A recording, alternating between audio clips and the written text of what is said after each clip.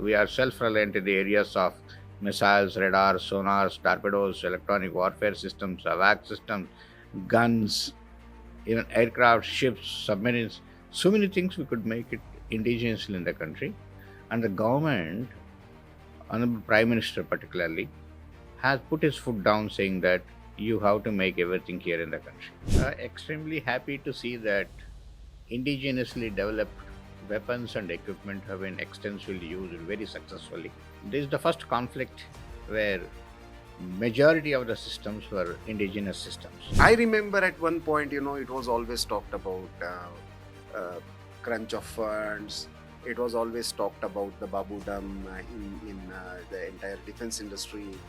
After invasion of so many people from outside, the confidence level in the country, the technological capability in the country has gone down in about 150 to 2 years, 200 years. Like Dr. Kalam came to DRDO, and then he is the one who brought the missile program, integrated guided missiles development program, Prithvi, Agni, Akash, Trishul, Nag. That is the first system as a system you were trying to develop. From there on, you started looking at, and what brought the change in the last 10 years is it has been opened up in a big way.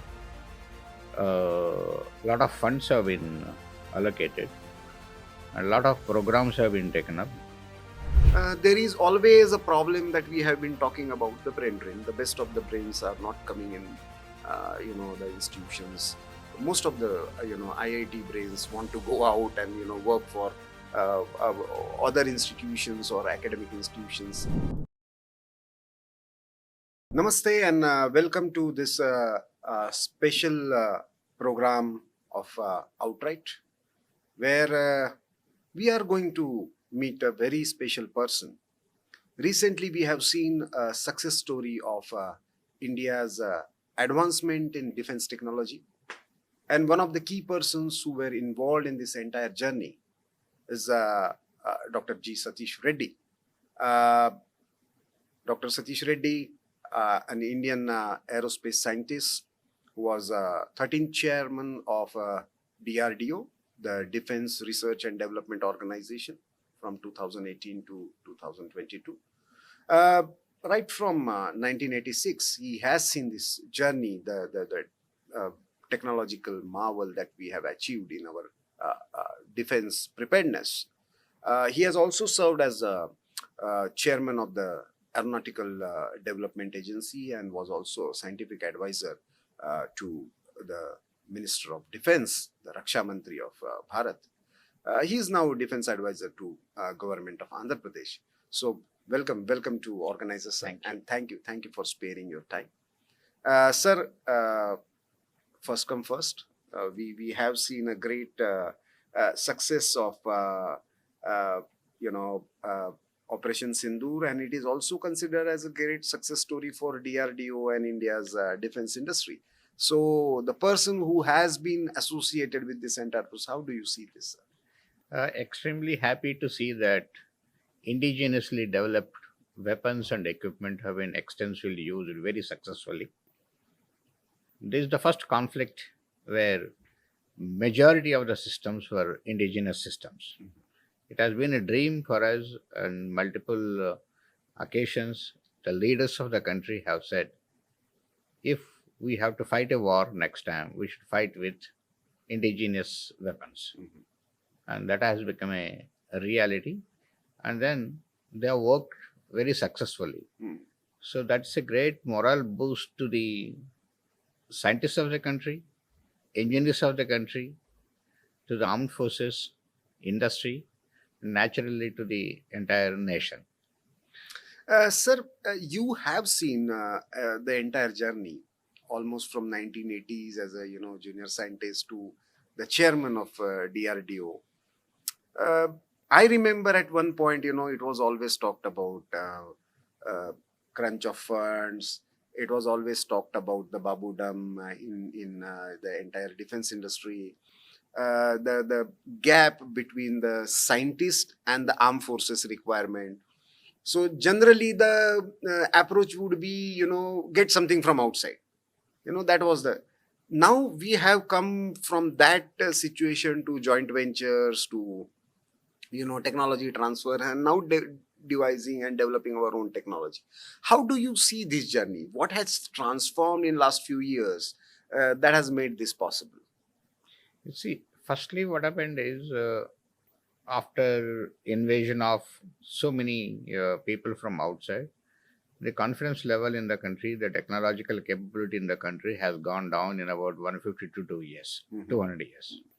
After the independence, when DRDO started also, it was originally thought for quality assurance, testing of the imported systems, laying the specifications and all that. This is only in late 1980s when organizations started looking at building the systems. So very primitive steps. Like Dr. Kalam came to DRDO, and then he's the one who brought the missile program, integrated guided missiles development program, Prithvi, Agni, Akash, Trishul, Nag. That is the first system as a system you were trying to develop. From there on, you started looking at, and you were within the organization you were trying to do. There was not much of an ecosystem in the academia or industry and all that. And what brought the change in the last 10 years is it has been opened up in a big way. A lot of funds have been allocated, a lot of programs have been taken up, and industry, particularly the private industry, has been brought into the defense in a big way, making systems like missiles, bombs, tanks, vehicles, guns, so many things. So there is a lot of enthusiasm which has come in. With the background work, what has been done over decades, and a lot of capability has been achieved in the country. A lot of academic institutes started working. The overall ecosystem grew. And so we had a lot of success stories, a lot of things indigenously developed. Today, I generally make one statement. We are self-reliant in the areas of missiles, radars, sonars, torpedoes, electronic warfare systems, AVAC systems, guns, even aircraft, ships, submarines. So many things we could make it indigenously in the country. And the government, Honorable Prime Minister particularly, has put his foot down saying that you have to make everything here in the country. And not only make in India, Atmanirbhar Bharat, meaning you have to have the technology also here in the country. That brought the change. So what was about 35% indigenous content in the armed forces, it has jumped to 65%. So the overall morale boost to every sector, and everybody started working towards it. And then once you have seen the success, armed forces also started putting confidence in the system, started taking. Before that, there was no confidence, actually. So you were thinking India system, nahi aayega, nahi to delay hoga, or when it will come, will it work or not, all those things were there. It is foreign made, then it is superior. So then that was the you had the thought process, they are superior to us and they make better systems and all that. That thought process was there. So that thought process is overcome now. And you stand in some systems as one of the world's first 4 or 5 nations. You take many of the things. Today, with the direction of Honorable Prime Minister, we have done the anti-satellite test. We are the 4th nation in the world who have done. Our gun, what has got now developed attacks, is the world's longest range gun. We have done some propulsion systems for submarines and all that. We are the 2nd or 3rd country in the world. With the ballistic missile defense, we are 4th country, 5th country in the world. We have made aircraft, LCA, we made tanks, one of the 6 nations, 7 nations in the world. Many of the missiles what we have made we are one of the 6, 7 nations. So, in many areas, you have become in the first 6, 7, 8 nations, you are one among. So, you are one of the top countries in that. Now you are not just importing, you are exporting also. Exporting also. All that has brought in a lot of confidence in the overall system. See, everyone who matters in the system, they have to support you to have an indigenous system. And but definitely I say that the Honorable Prime Minister's very strong opinion and his direction that we should go with indigenous systems has definitely paid off a lot in the last decade in a big way. Sir, 1998, the testing of nuclear technology and declaring yourself as a nuclear armed nation. Pokhran 2 was a major turning point as far as India's innovation and self-reliance is concerned. Because that time we have seen a very difficult time when there was a most difficult sanctions that were imposed on India, and still we developed our own cryogenic engine, we developed our own technology, major innovations were made. NRIs came in, and the bonds they bought, and then we got the investment, and FDIs dried up, and still we went ahead with that. Our GDP grew up. So from that difficult situation, was that another turning point in our? I consider it as a major turning point that we have done the test. The world has reacted, and world thought India is growing and we should contain them. And containing is by putting sanctions and say all this whatnot, MTCR and various other things, right from various critical components and everything onwards. I think that actually changed the country, turned the change. So I always say that thank God you have put sanctions on us. We could develop ourselves. Had you not put sanctions on us, probably we would have continued some of them till some other step you take, you would have continued to import. See, had they given a cryogenic engine, I don't think ISRO scientists would have developed a cryogenic engine here. Or many of the systems today, I say that it is more than 90% indigenous content in the missiles today. We could not have probably developed all those critical components, critical subsystems and all that what are required.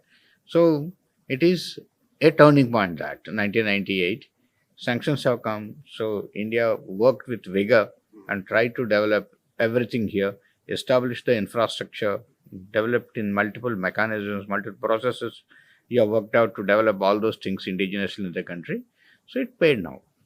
Sir, with the technological transformations, the issue of integration, we have seen that in Operation Sindoor also. Many of the technologies got integrated. So now you have hypersonic, you have AI, you have precision technology, you have digital space, you have space technology, and plus defense technology. Now, how do you see this integration happening, and what will be the challenges for future wars? Because you have also spoken about space wars earlier, that we need to be prepared for that kind of wars. One thing is, defense and wars are always transformative. And whoever possesses advanced technology, he's the one who is going to win the war. So that's why worldwide people all through, even look at the history, hundreds of years, people have been continuously doing a lot of research to come out with state-of-the-art weapons systems, new systems. So there are many of the new technologies what you see in the civilian domain also have actually emerged from the defense technologies. So that way, when you look at it, the scenarios are continuously changing. If you look at it now, there used to be 3 dimensions: Army, Air Force, Navy. Space has become the 4th dimension of warfare. Cyber again has become the 5th dimension of warfare. Now we are seeing that AI has come in. As you said, that complete digital domain, digital networking, digital communications, all that have come into picture in a big way. Network-centric warfare has played a major role, which we hear also in Operation Sindoor, network-centric thing. This has become very important today. So in all these areas, unless you are yourself investing, in the sense your own research, your own time, your own focus on that, you will not be in the forefront of a war where you are going to win. So a lot of systems now, every system in the defense now, in the future will be AI-based system. Cognitive technologies going to come. Likewise, there are many technologies, I can name them, need to work on that. I think country has taken a leap in this, working with academia in a big way. Today, DRDO has got 15 centers of excellence in various academic institutes across the country, working in each and every futuristic domain. And then those centers have been named as DIA, DRDO Industry Academia, meaning you're bringing even academia and industry there. So academia, DRDO, industry working together, bringing them and trying to promote innovations and technology development in private sector in a big way. So there is a major boost towards working in the advanced technologies in the warfare, and India is on the right course in this direction. Sir, we are trying to develop our own, defense ecosystem. You have also been involved in, various developing various corridors. There are two critical components, means besides the, technology part of it, the human resource part of it, that is the talent pool, and the second is the raw material part. There are many components related to drones and chips. We are still dependent on our imports. And on the other hand, there is always a problem that we have been talking about, the brain drain. The best of the brains are not coming in the institutions. Most of the IIT brains want to go out and work for other institutions or academic institutions. Is that scenario changing, or what can best be done that so that ISROs and DRDOs become more attractive point for the great minds? Scenario is completely changing today.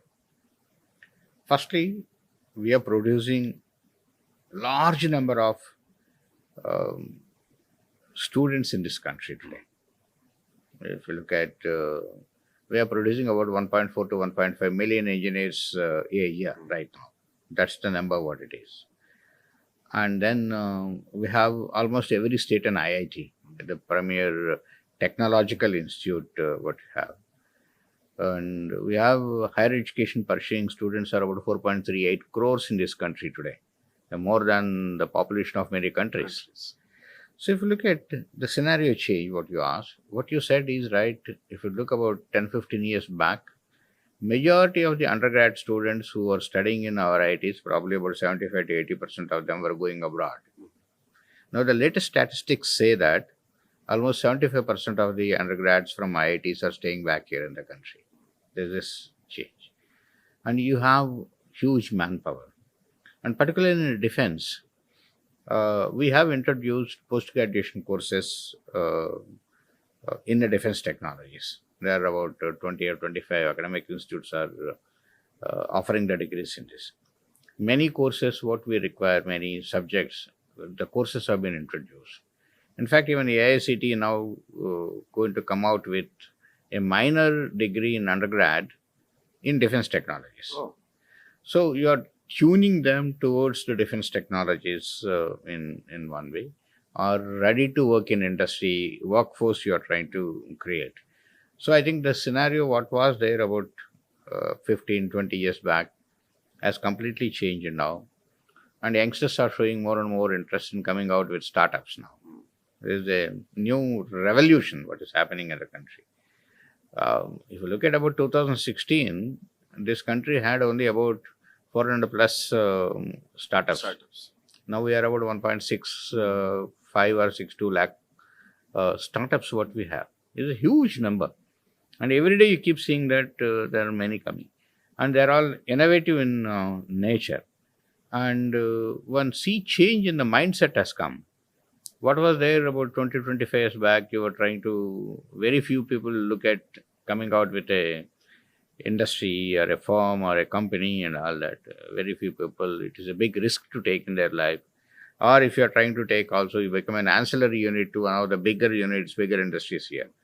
Now it is not so. With all the incubation centers and research centers, research parks which have come, they're ready to take risks. They are ready to take risks, and avenues are available, facilities are available. Never there were this many incubation centers. Never there were so many funding schemes from the government or private and whatnot and all that. So what is the thinking now, youngster of the country is a globally competitive mindset. What the product or what the innovation I come out, that should not be available anywhere in the world. Mine should be almost the first. This is called a globally competitive mindset. This is going to change the country. And the way youngsters are coming out. Still, when it comes to defense technology, raw material and major testing facilities like propulsion technology still is an issue. The majority of the facilities have been established in the country. We have our own complete propulsion technologies, everything established in the country. We are able to do large motor to very small size motors and everything. Yes, somewhere we have some issues with respect to the raw materials and certain components. A lot of steps are being taken. How to have self-reliance in the materials, trying to have a lot of processing technologies, or how to get those materials, how to have with you, or how to store them and all that. Some of those critical components like detectors and sensors and all that we are trying to build in the country today. Semiconductors was an issue. I think government has come out with semiconductor policy and Yes, a yes. lot of steps have been taken. So semiconductors will be available within the country now. Along with that, I think next couple of years we will have all these sensors and detectors also made in the country. So most of the critical components will be within the country in the next few years. There has been another point that was always a critical part. That is the coordination between science, technology, space department, defense. So, are they now sorted out, or still the red tapeism and the bureaucratic hurdles there? I'm not very sure, particularly the three departments: defense, DRDO, space, ISRO, and atomic energy, DAE. These three departments have been scientifically collaborating with each Coordinating and other collaborating. always. They have been very good relationship. Um, as I said, scientifically or technologically, not as a product wise. Generally, maybe leaving aside at a component level or a subsystem level, but the coordination between these three departments has been good, and it continues to be good. There are certain mechanisms which have been brought in to work together also, like CSIR example. CSR and DRDO, there is a coordination committee formed at the secretaries level to see that what is there in common, how to see and all that.